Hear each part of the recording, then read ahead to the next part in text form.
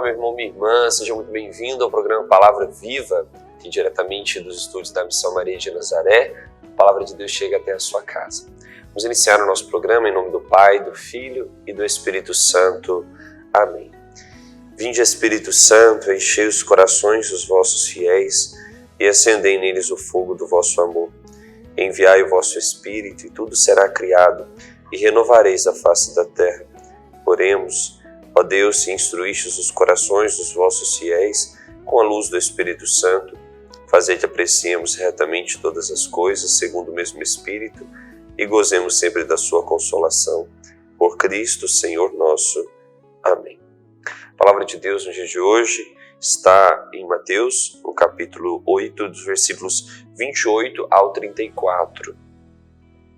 No outro lado do lago, na terra dos Gadarenos, 2 possessos de demônios saíram de um cemitério e vieram-lhe ao encontro. Eram tão furiosos que pessoa alguma ousava passar por ali. Eis que se puseram a gritar: Que tens a ver conosco, Filho de Deus? Viestes aqui para nos atormentar antes do tempo?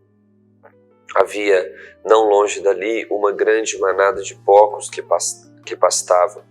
Os demônios imploraram a Jesus: Se nos expulsais, envia-nos para aquela manada de porcos. Ide, disse-lhes. Eles saíram e entraram nos porcos. Nesse instante, toda a manada se precipitou pelo declive escarpado para o lago e morreu nas águas. Os guardas fugiram e foram contar na cidade o que se tinha passado e o sucedido com os endemoniados. Então a população saiu ao encontro de Jesus. Quando o viu, suplicou-lhe que deixasse aquela região. Palavra da salvação, glória a vós, Senhor.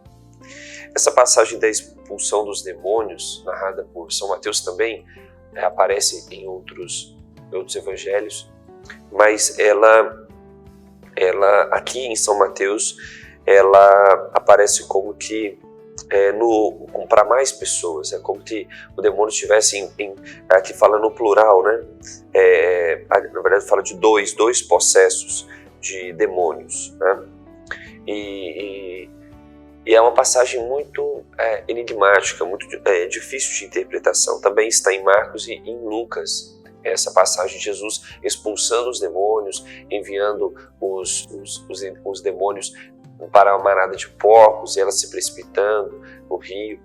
Então é uma passagem de fato que aparece nos três evangelhos sinóticos e que ela traz uma característica interessante. Jesus tem o poder sobre os espíritos malignos, ou seja, o poder de expulsar os espíritos malignos. A sua presença incomoda os demônios, né?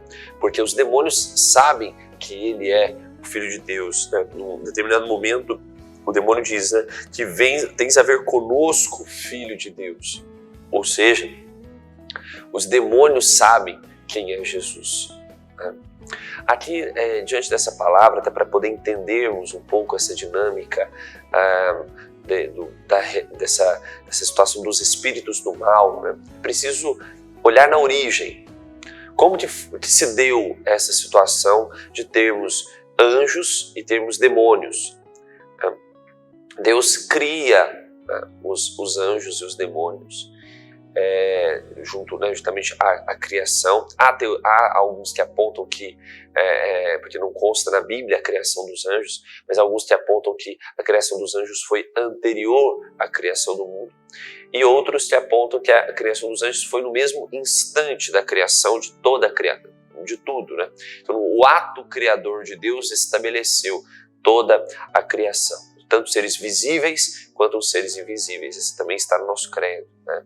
Então ele criou todas as coisas. Porém, há um determinado momento, diz a tradição da nossa igreja, que aquele anjo mais reluzente, chamado Lúcifer, aquele anjo que de alguma forma havia um certo destaque nele diante dos outros, quando se deparou com o plano de Deus, que é o plano da presença de Jesus, do Deus humanado, né? O demônio naquele instante, ele olha para Jesus e ele diz: eu não o servirei, né? Aqui não Não se trata de uma rebeldia aos seres humanos necessariamente, ou à criação, não. A rebeldia, né? A revolta de Satanás se deu ao contemplar que Deus iria se encarnar. Essa realidade do Deus encarnado, do Deus humanado, é uma realidade que foi inaceitável para o demônio. É curioso que as religiões, as mais variadas religiões, não trazem em si uma perspectiva semelhante ao cristianismo. Um Deus que se encarna. Há perspectivas de politeístas, ateístas, panteístas, mas essa ideia de um Deus, do único Deus que se encarna, essa é uma ideia propriamente cristã. E não muito, de fato, é algo assustador, né? Pensando do ponto de vista religioso, assim, como que Deus, criador do céu e da terra, pudesse se encarnar, se fazer homem para redimir os seres humanos. Isso também não é naquele instante para Satanás, e por isso que as outras religiões de alguma forma trazem consigo esse traço dessa rebelião contra o Deus humanado. Quando ele contempla o projeto de Deus em Jesus, ele diz: eu não o servirei. E aí a tradição vai dizer também que o anjo Miguel, né, que não era o anjo maior de todos, o anjo principal, mas que na sua pequenez estabeleceu ou enfrentou, né, a rebeldia de Satanás com a seguinte pergunta: quem como Deus? Ou seja, quem é você para questionar o plano de Deus? Quem é você para questionar? Você é criatura, Deus criador de todas as coisas, quem como Deus? E aí então vai dizer em Apocalipse, né, no capítulo 12, que houve uma grande batalha no céu. Pois bem, por que é importante visitar esse trecho da criação dos anjos e do surgimento do mal, né? O Apocalipse, por exemplo, diz que uma terça parte se rebelou, né? Foram os anjos caídos. Mas a revolta de Satanás foi em relação a Jesus. Satanás sabia quem era Jesus, sempre soube quem era Jesus. Né? Então, aqui a prova viva de que os demônios sabiam quem era Jesus, o Filho de Deus. Às vezes os fariseus não reconheceram, até os apóstolos tiveram dificuldade de entender, mas o próprio demônio sabia quem era Jesus. Né? Embora revoltado, embora tendo o rejeitado, ele tinha consciência da divindade de Cristo. Né? E aqui, nesse episódio, fica evidente também que os demônios sabiam que Jesus iria libertar aqueles homens. Por quê? Porque Jesus veio para isso. Jesus veio para libertar os cativos. Jesus veio para libertar os aprisionados pelo mal. E aqui algo interessante, né? Muitas pessoas, por exemplo, apontam que o ser humano e os animais são a mesma coisa, querem colocar um naturalismo, um ambientalismo, hoje muito exagerado, que quer colocar o ser humano no mesmo nível dos outros animais. Isso é muito preocupante. É evidente nessa passagem, por exemplo, que Jesus ele valoriza muito mais o ser humano, né, do que os outros animais. Por exemplo, aí você fala assim, mas é porque os porcos eram rejeitados pelos judeus, não comiam carne de porco, etc, etc. Não. Por exemplo, Jesus diz em Mateus, nas bem-aventuranças, ou melhor, no Sermão da Montanha, né, mais à frente das bem-aventuranças, Jesus diz, né, não vejam os pássaros do céu, os lírios do campo.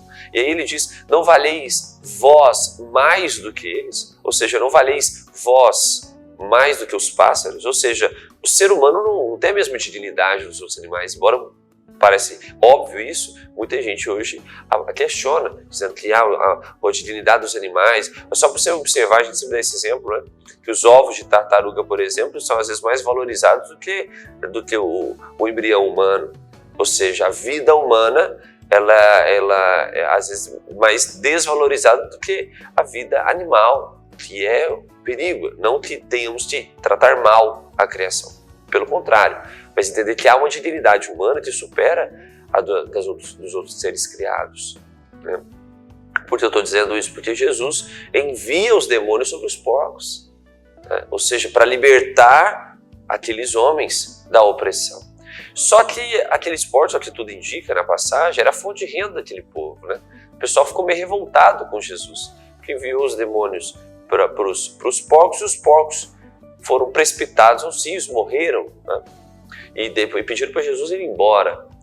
Então essa revolta com Jesus se deu pelo fato de Jesus ter libertado aqueles homens. O povo não se preocupou com os homens se foram libertados, com aqueles dois, mas ficaram preocupados com os seus porcos, com talvez a sua fonte de renda, mas expulsaram Jesus dali. Termina a passagem dizendo, quando viu, suplicou que deixasse aquela região. Às vezes nós não tratamos a vida humana, a dignidade humana, como nós deveríamos. Ficamos às vezes mais preocupados com outras coisas, com outras situações. E Jesus, Ele sempre procurará salvar o homem. Porém, embora é importante que nós entendamos que precisamos também ter o nosso movimento, o nosso esforço para querermos ser salvos. Aqueles homens, por mais que estavam possuídos ali, havia um desejo neles, obviamente, de serem libertos. E Jesus, então, opera a libertação dos espíritos malignos. E sabemos que existem casos da manifestação do mal, que não é só o caso de possessão, mas sobre isso a gente fala no próximo bloco.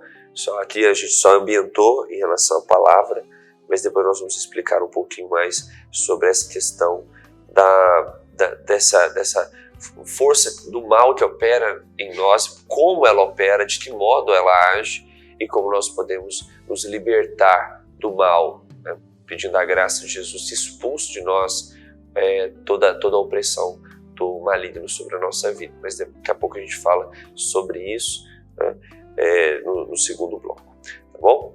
Então daqui a pouco a gente volta com mais programa Palavra Viva. Não sai daí.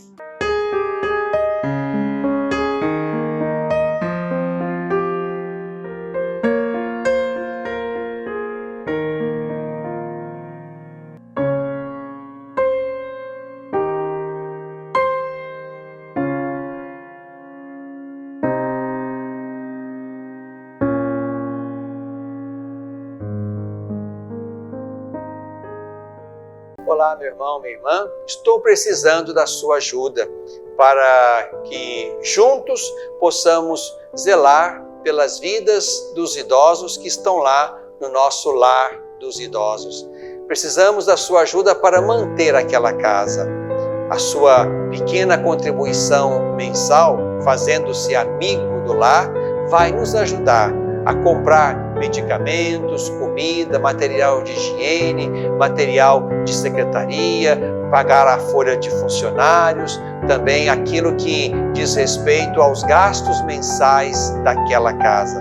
Você pode ser, portanto, um amigo do nosso lar dos idosos.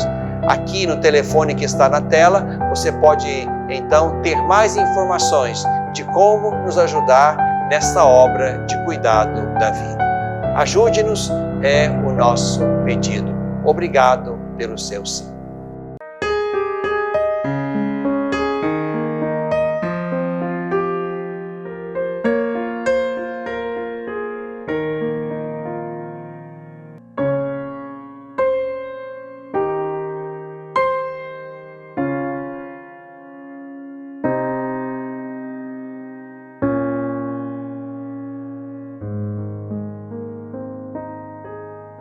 Estamos de volta com o programa Palavra Viva. Estamos meditando a palavra de Mateus no capítulo 8, nos versículos 28 ao 34. Aqui na Bíblia Ave Maria, o título é Expulsão dos Demônios. Então nós estávamos falamos um pouco da origem, como os anjos foram criados, e depois da rebelião, da revolta de Satanás com Deus, a batalha no céu, Miguel e seus anjos, como está escrito em Apocalipse, no capítulo 12. Mas falamos também da questão da dignidade humana. Jesus, para libertar aqueles homens, enviou os espíritos malignos para os porcos. E aquele povo daquela região ficou mais preocupado, para a região dos Gadarenos, mais preocupado com os porcos que morreram e tudo, do que com aqueles homens que foram libertados. Agora, veja bem, falava que existem formas, modos dos espíritos malignos agirem sobre o ser humano, e precisamos ter consciência disso até mesmo para buscarmos esta libertação que só Jesus pode nos dar. Então, nós podemos entender essa ação maligna que quer fazer, qual é o objetivo do demônio, né? Quer fazer com que o ser humano se perca, para que o ser humano seja condenado. Né? Então ele não quer a libertação do ser humano, mas ele quer a condenação do ser humano. Esse é o objetivo dos espíritos malignos. Agora, qual é a forma como esse espírito maligno ele pode agir no ser humano? Existem três. Né? Uma que é a, digamos, que todos passam, né? De alguma forma, que todos enfrentam. Outra é intermediária e outra é mais rara, mas também acontece. Né? A mais comum é a tentação. O que é a tentação? A tentação é essa ação do mal, né? Que procura sugerir, né? São sugestões do maligno para que nós caiamos, para que nós nos percamos. Então, a tentação, né? É como Jesus, que passou também pela tentação no deserto, ela sempre é baseada em três seduções. sedução do ter, né? Do possuir, a sedução do prazer e a sedução do poder. Para a gente poder entender essa ação da tentação, a gente lembra daquela passagem de Jesus no deserto, quando Jesus ele é tentado por Satanás, pelo demônio, a transformar aquela pedra em pão. Essa é a tentação do prazer. Jesus estava com fome, transforma essa pedra em pão para você saciar a sua fome, né? E Jesus batalha com a palavra. Né? Está escrito, não só de pão vive o homem, mas de toda a palavra que sai da boca de Deus. No mesmo instante, há uma segunda tentação. Se lança daqui, que os anjos vão te pegar, na tentação do poder. Né? E Jesus responde com a palavra, só adorarás o Senhor teu Deus. Né? E depois o demônio, ele leva Jesus para o alto e mostra todos os reinos. Pode ser tudo seu se você se curvar diante de uma tentação do ter. Então essas três seduções, o ter, o prazer e o poder, são seduções que todos nós tentações que todos nós temos. A tentação em si, ela não é pecado. Até Jesus foi tentado. Todos somos tentados. O problema está no pecado. O problema não é, eu costumo dizer que o problema não é sentir. O problema é consentir. O problema é acolher a sugestão do maligno. Né? Então, as sugestões, elas vão surgir. Né? Hoje nós vivemos, por exemplo, num mundo erotizado, né? de impurezas para todo lado, sugestões nesse sentido, e a gente pode sentir, mas o problema é consentir, é aceitar, é submeter a essa tentação. A tentação é a primeira das ações do inimigo e essa todos os seres humanos vão ter que enfrentar. Né? Uma segunda, que ainda não é essa que nós lemos no Evangelho, é chamada de opressão. O que é a opressão? A opressão é quando de fato a pessoa ela está sobre um ataque do inimigo, no sentido de uma violência, né, do inimigo sobre aquela pessoa. A pessoa, ela como que não se trata só de sugestão, é como se houvesse de fato, por muitas vezes, por estar em pecado mortal, né, ou não, às vezes acontece em situações de opressão, às vezes até os santos já passaram por isso. Padre Pio, por exemplo, de ter sido violentado pelo demônio, né? Acordava de manhã machucado, com o corpo dolorido, tamanha a violência, né? Que ele sofria do inimigo. Então, essa opressão é quando de fato a pessoa ela está em batalha, podemos dizer assim, profunda batalha com o demônio de fato, né? E a opressão ela pode acontecer quando a pessoa está em pecado mortal ou às vezes quando ela está mesmo numa situação de santidade, como o caso do Padre Pio, como eu disse, né? De fúria do inimigo sobre a pessoa. Mas pode ser que a pessoa esteja mesmo em pecado, ela esteja vivendo uma situação que ela não consegue abandonar. Ela está naquele pecado, ela não consegue deixar o pecado. Um exemplo de opressão, por exemplo, no caso das drogas, né? A pessoa está, por exemplo, no uso de droga, ela não consegue deixar aquele vício, aquele pecado. Então é uma opressão sobre a pessoa, é muito forte, né? É algo que não é só uma tentação, onde a pessoa vai, não quero, não vou, né? É algo que de fato tem uma força maior sobre a vida da pessoa. E o terceiro tipo de ação do inimigo na vida da pessoa é a possessão diabólica, que é esse caso, né? Que nós estamos vendo aqui, onde a pessoa ela já não tem um controle sobre si, né? E exorcistas vão dizer que a feição da pessoa muda, a voz da pessoa muda, né? O comportamento da pessoa muda. A possessão, embora ela pareça mais... chama muita atenção, há filmes sobre isso, né? Ela não é a ação preferida do demônio. Por que não? Porque veja bem, para que haja pecado mortal, veja bem, primeiro, para que uma alma seja condenada ao inferno, precisa haver pecado mortal, certo? A pessoa tem que buscar pecado mortal. Agora, para que haja pecado mortal, precisa de 3 coisas. Tem que haver matéria grave, tem que haver liberdade e tem que haver consciência. A pessoa que está sob possessão, ela não tem consciência do que está fazendo. Compreende? Então a pessoa que ela está sendo possuída pelo demônio, o demônio está assumindo o controle ali. Então a pessoa pode, por exemplo, cometer as maiores atrocidades. Se estiver possuída, ela não está pecando mortalmente, porque ela não tem consciência daquilo. Então é óbvio que o demônio não vai preferir esse tipo de ação em comparação a, por exemplo, a opressão e a tentação. Porque a tentação, a pessoa tem consciência, ela livremente decide praticar aquele mal. Né? Então, por exemplo, você fala assim, a pessoa foi possuída pelo demônio, ela vai para o inferno? Não por isso, porque ela não tem liberdade naquilo que ela está fazendo. Né? Mas por que o demônio, então, faz esse tipo de coisa? Olha, primeiro porque pode, né? E às vezes porque ou há uma brecha da pessoa para essa ação, ou às vezes existem práticas, né? Infelizmente, algo que a gente tem que falar, assim, que existem seitas, existem práticas que não são necessariamente religiosas, mas são seitas, né? Que de fato geram uma brecha muito grande para a ação do inimigo. Quantas pessoas a gente às vezes atende porque elas tiveram experiências em macumba, experiências em algum tipo de seita, né? E aquela pessoa se tornou como que um alvo fácil para o inimigo. Né?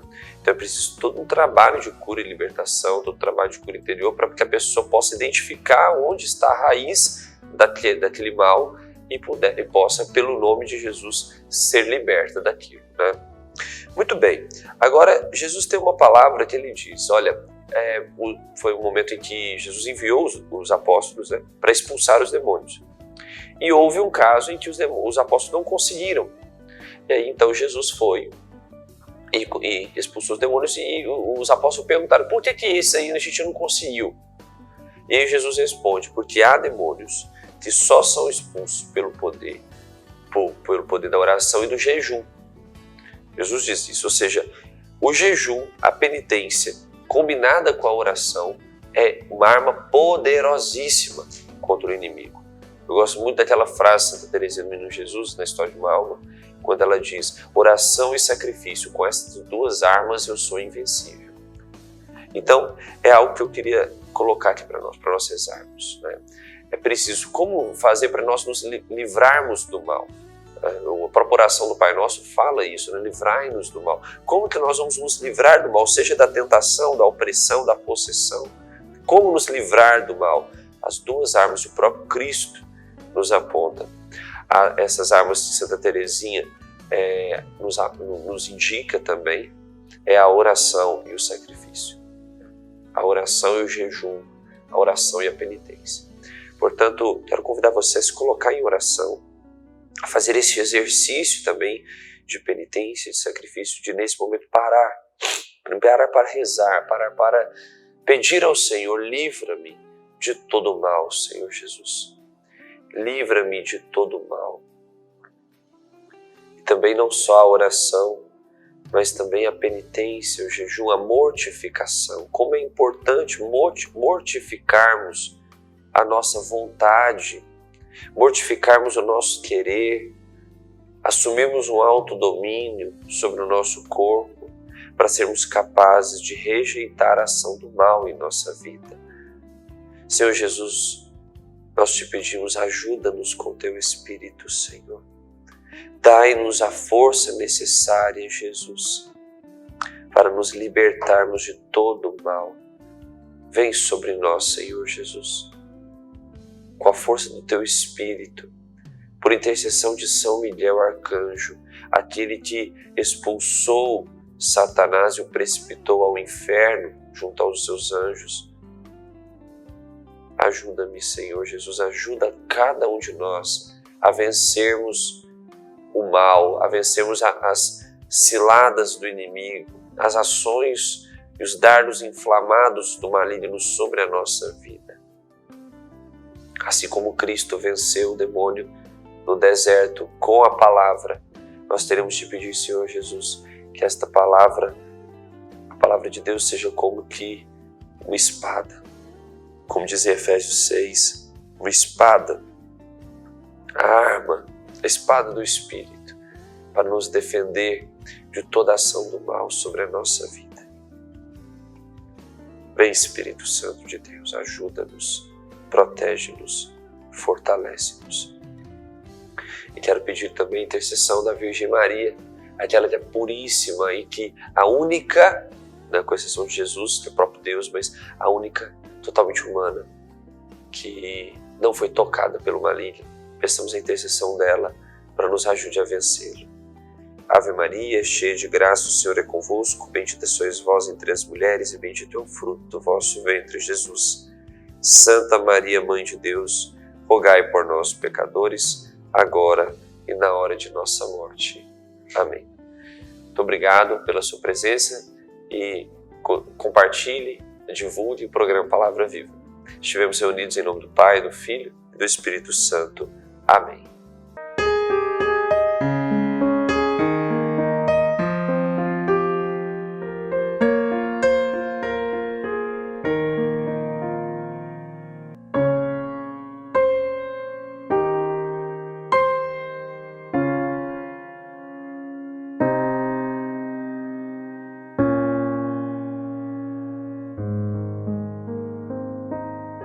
Às vezes, tudo que uma criança precisa para superar uma tempestade em sua vida familiar é encontrar um lar provisório.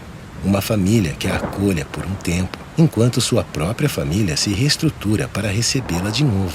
Essa é a proposta do Serviço Família Acolhedora: transformar as dificuldades de hoje em possibilidades de futuro.